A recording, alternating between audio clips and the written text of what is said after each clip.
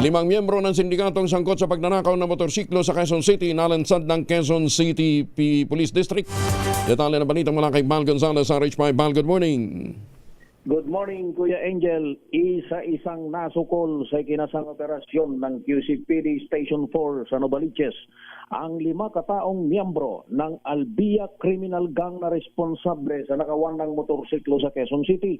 Ayon kay QCPD Acting District Director Police Colonel Randy Glenn Silvio, ang mga suspect ay naaresto sa isang pre-dawn operation sa ilalim ng Tulyahan Bridge sa Barangay Gulod, Novaliches. Sabi ni Colonel Silvio, isinagawa ang hot pursuit operation matapos matanggap ang impormasyon ng pagnanakaw ng grupo sa isang nakaparadang motorsiklo sa number 2 Mayoni Street, Amparo Subdivision, Barangay Nagkaisang Nayon noong Martes, December 9. Nakilala ng complainant ang isa sa mga kawatan.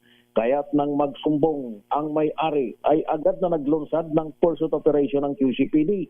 Bukod sa nabawing target na nakaw na sasakyan, nakasamsampang pulisya ng ilang karnap na motorsiklo at iba't ibang mga motorcycle accessories.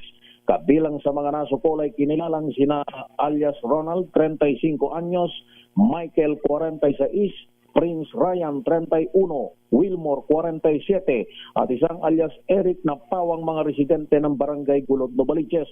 Nahaharapang mga suspect sa kasong paglabag sa Republic Act 10883 o carnapping at anti-fencing law.